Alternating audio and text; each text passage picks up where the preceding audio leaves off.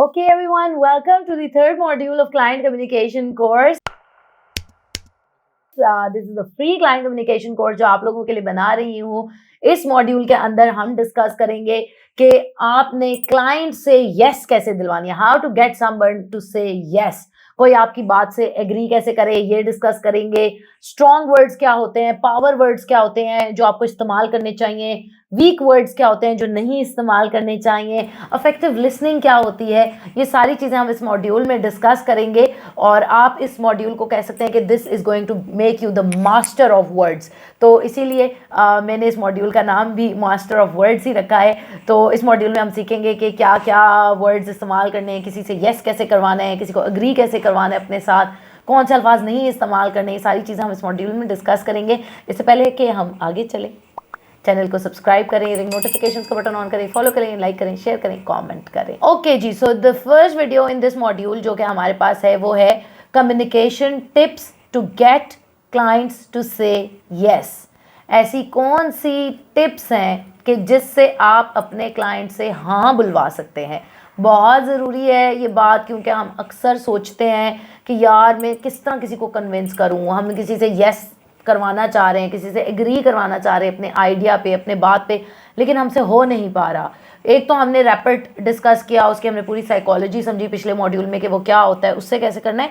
और फिर अब फर्दर आपके लिए इसमें मेरे पास क्या टिप्स हैं वो मैं आपको बताऊंगी. सो नंबर 1 तो यही बात कि किसी को कन्विंस कैसे करना है, how to convince someone to say yes. इसके लिए सबसे इंपॉर्टेंट बात नंबर 1 ये है कि आपका उसके साथ एक अच्छा रैपिड बिल्ड हुआ हो, जो आपने लास्ट एक्शनेबल आइटम किया था कि अब आप उस पोजीशन पे हैं. पहले आप उस पोजीशन पे थे जहां आप लोगों का टोन, फ्रीक्वेंसी और लैंग्वेज मैच करने की कोशिश कर रहे थे.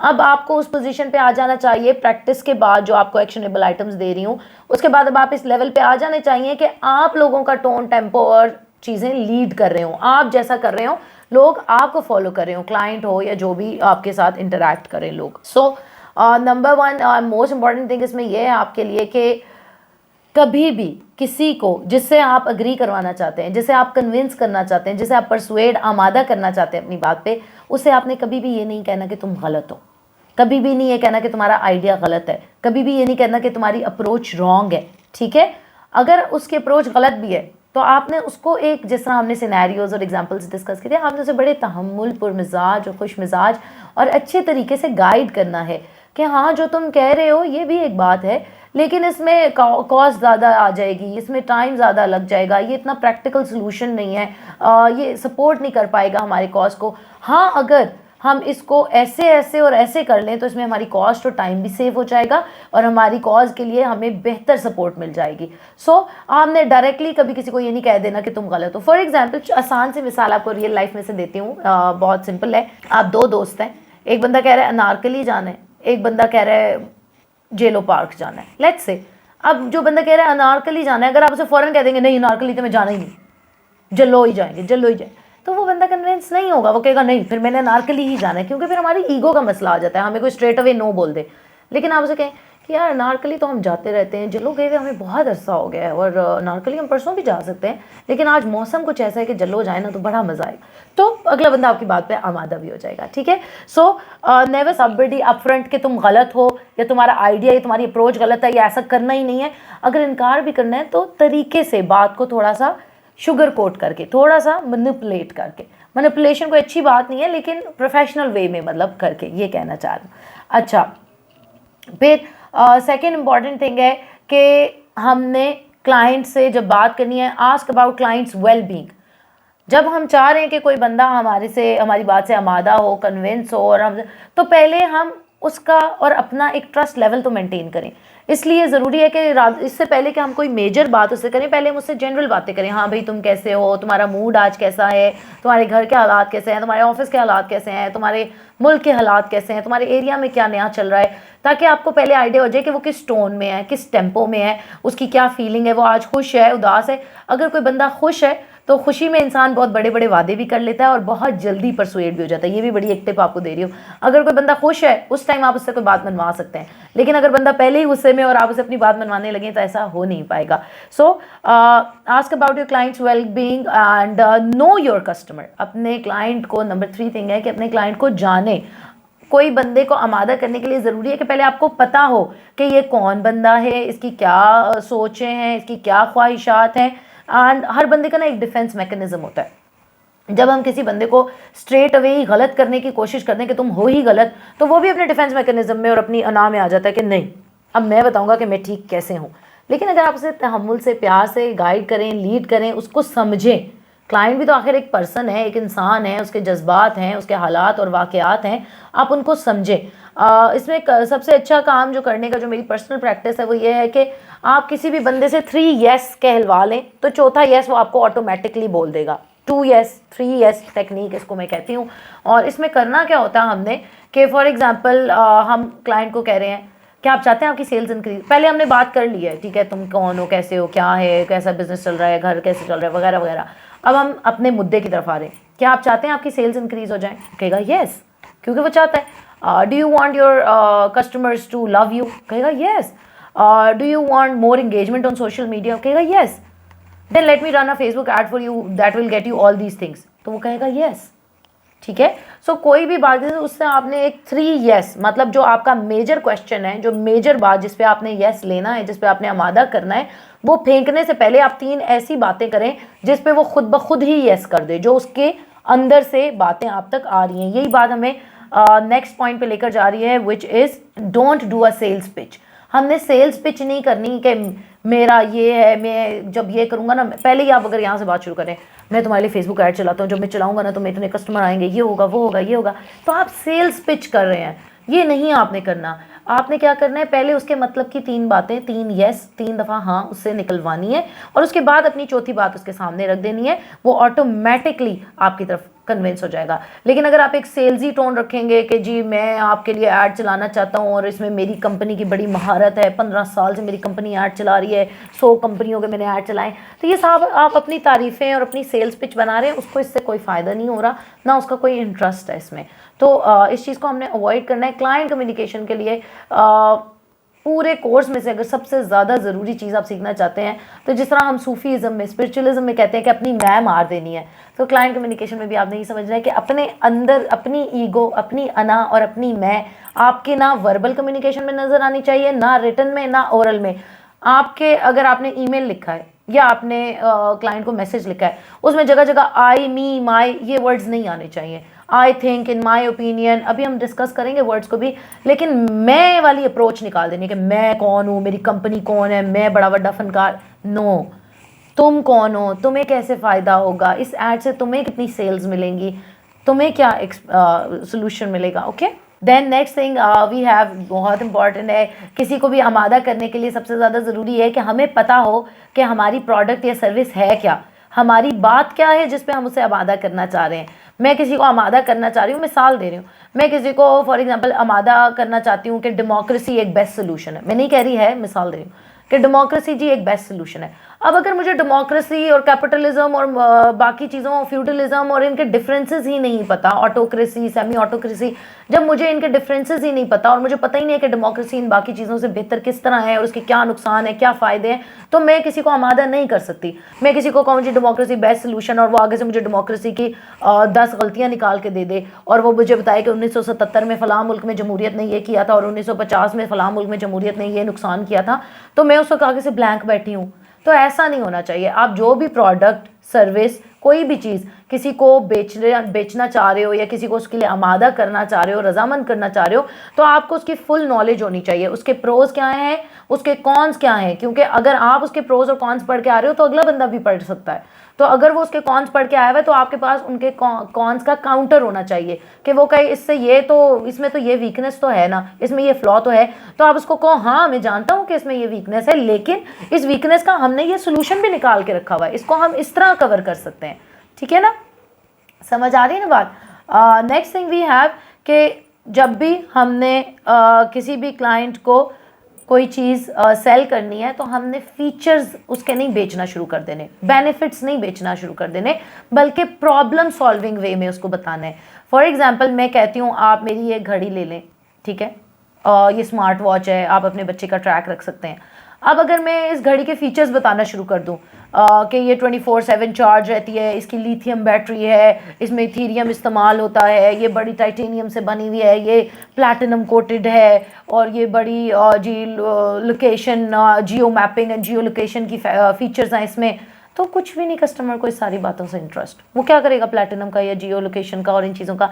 लेकिन अगर मैं उसको कहूँ कि ये घड़ी आप ले लो जिससे आपको हर वक्त पता होगा कि आपका बच्चा सेफ है, जिससे आपको हर वक्त पता होगा आपका बच्चा कहाँ है, क्या कर रहा है, उसकी कितनी एक्टिविटी है, उसने कितनी फिजिकल एक्टिविटी की है, वो सो रहा है या जाग रहा है, वो किस जगह पर मौजूद है, आप किसी भी टाइम उसे इमरजेंसी में कांटेक्ट कर सकते हो।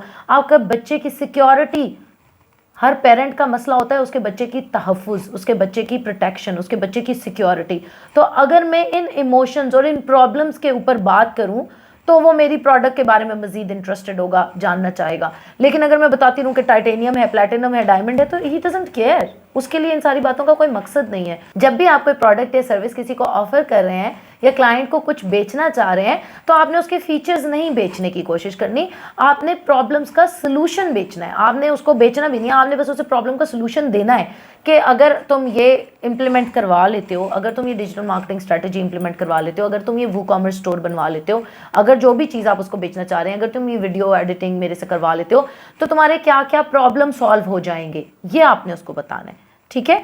एंड नेक्स्ट थिंग जो इसी से बहुत रेलिवेंट है कि अपने कस्टमर का पेन पॉइंट ज़रूर डिटरमिन करें कि उसका मसला क्या है। इस बात के ऊपर तो मैंने बहुत बात की है, बार बार बार बार बार मैं आप लोगों को ये बात बताती हूँ कि हर बंदा अपने मसले में इंटरेस्टेड होता है। हर कस्टमर, हर बंदे को अपनी ज़ात से और अपने काम से, अपने कारोबार से, अपने मसाइल से मकसद होता है। तो आपका काम ये है कि जब आप क्लाइंट के साथ रिलेशनशिप बिल्डिंग कर रहे हैं, उसके साथ अपनी अच्छी रैपट बना रहे हैं, अब हम इस स्टेज पे आ गए हैं ना जहाँ हमें पता है कि रैपट कैसे बनानी है, बात कैसे करनी है, कम्युनिकेट कैसे करना है।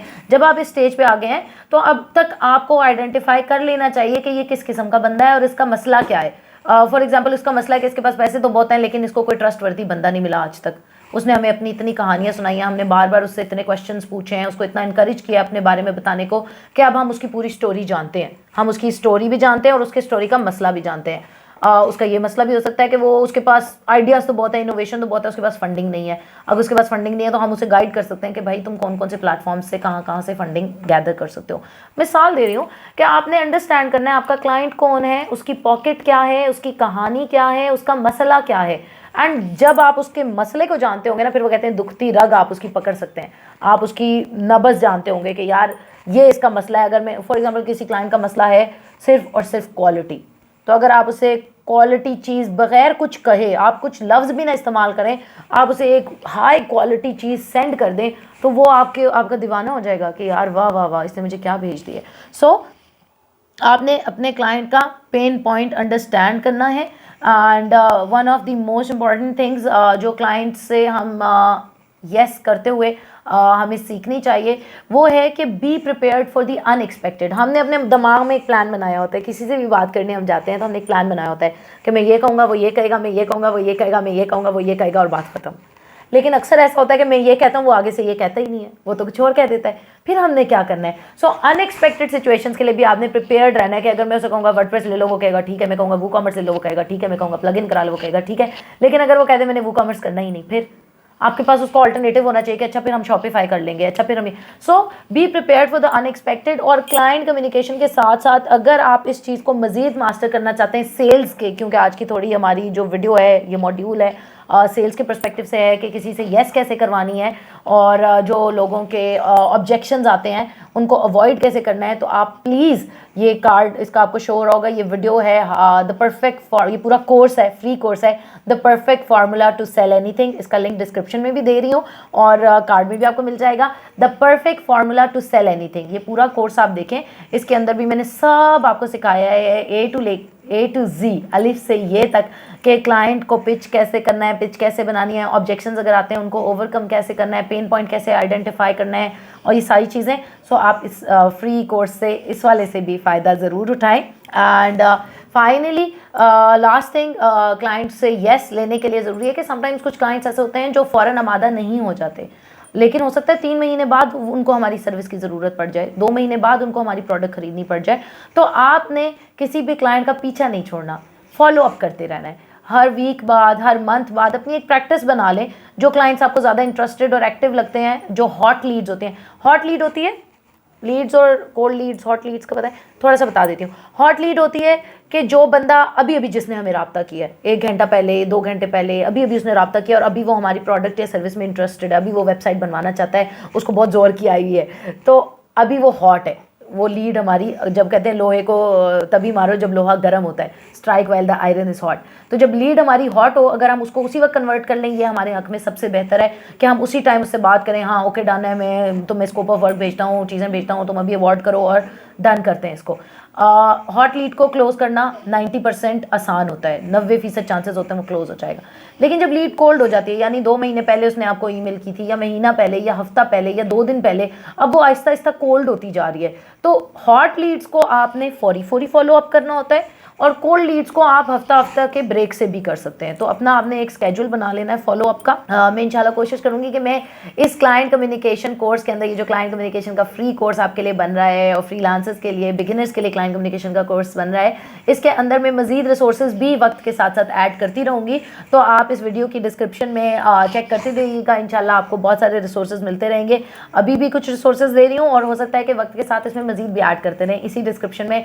सो आप जुड़े रहिएगा, फॉलो करते रहिएगा, आपको इसमें काफ़ी मज़ेदार चीज़ें मिल जाएंगी। ओके, ठीक है। So this is it for now. अभी हम नेक्स्ट वीडियो पे मूव करेंगे कि पावरफुल वर्ड्स क्या होते हैं जो कस्टमर्स को अट्रैक्ट करते हैं, ठीक है। एंड खुश रहें, अपना बहुत ख्याल रखें, और जो जो बातें, जो जो रिसोर्सेज, जो जो एक्शनेबल आइटम्स मैं आपको बता रही हूँ वो साथ साथ करते रहेंगे तो ही फ़ायदे में रहेंगे। And this is it. फिर हम नेक्स्ट वीडियो में मिलते हैं, how to attract customers with powerful words. Dankosh.com 0304 1115786